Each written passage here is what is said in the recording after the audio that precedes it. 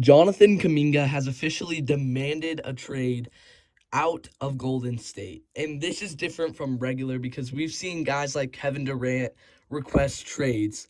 This is a demand. There is no trade me if you can find a trade me if you can find a good place. Kuminga is done with Golden State and he wants to be traded as soon as possible. So where could he go?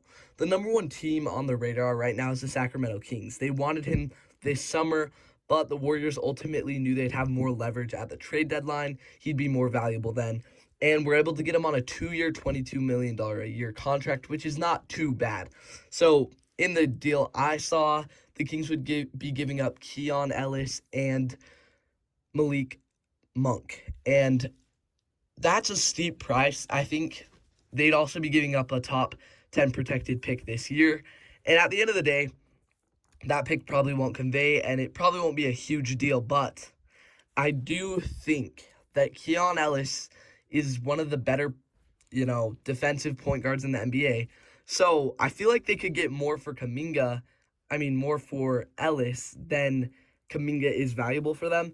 And I know they've wanted him. He's a decent fit, but I'm not sure about that deal for the Kings, honestly. For the Warriors, that's a no-brainer. Keon Ellis should fit nicely next to Steph Curry. Getting a protected pick isn't bad, especially because those usually turn into second-round picks even if they're not conveyed. And Malik Monk has been sitting on the Kings bench all season, but he's only a few years back from being a Sixth Man of the Year candidate and actually playing really, really well against the Warriors in the playoffs. So that's not bad for the Warriors, not bad for the Kings, but don't love that deal, honestly. Then you have the crazy deal. It's sending him to the Brooklyn Nets in exchange for Michael Porter Jr. This would be insane, and they'd also have to give up other salary, but I do think a healthy Michael Porter Jr. with Jimmy Butler and Steph Curry could be pretty dang good in the playoffs. But I do think that the Warriors should address front court depth because besides Draymond Green, they're kind of lacking there. Quentin Post looked really good last season, but he's kind of slowed down a bit this season. Still a good prospect and will probably be good going forward. But I think that should be their number one priority, especially if they're going to be losing Kuminga, who, while he hasn't played great and hasn't played as much, he's still one of their better front court pieces. So that's why I like this deal next better. And that's sending him to the Bulls for Vucevic and 2 second-round picks.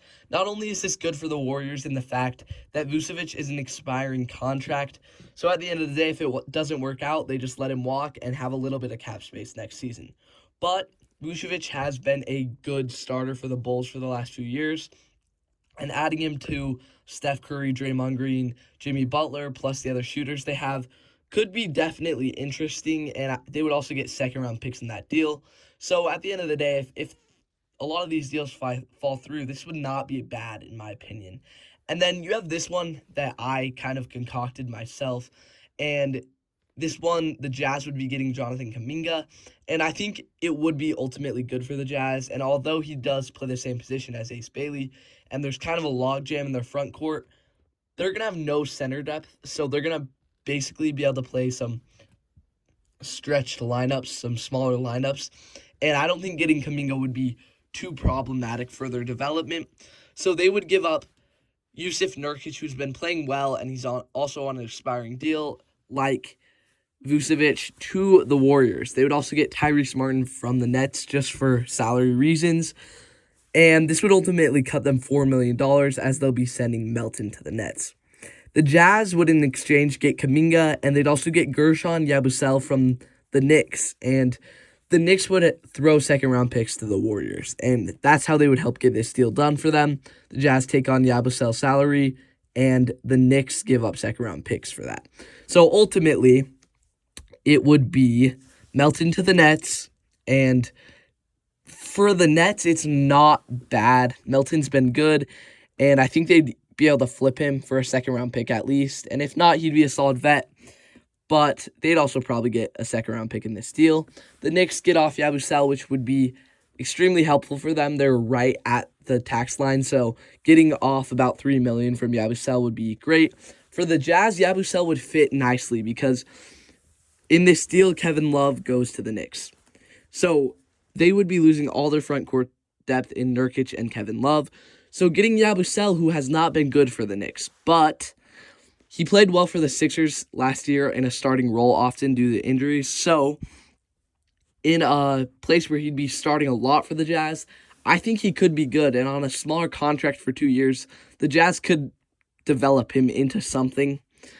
And they'd also get Kuminga, obviously. So that deal, it's kind of complicated, but I think ultimately it helps all 4 teams.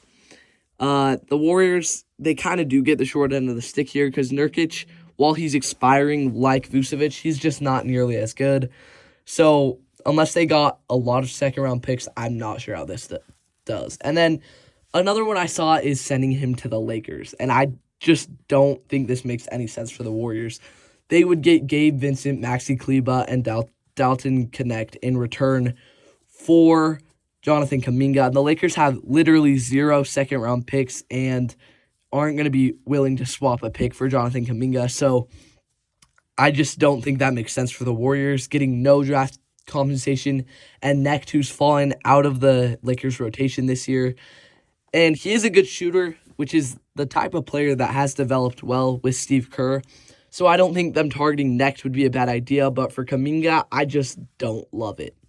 Let me know what you think and where Kuminga should go. And thank you so much for watching. Help me hit 1,000 subscribers by the end of the NBA season. I'm starting to get more traction, so I'm just going to be posting a ton, especially around the trade deadline. And help me get there. Subscribe. See you next time on No Bias Hoops.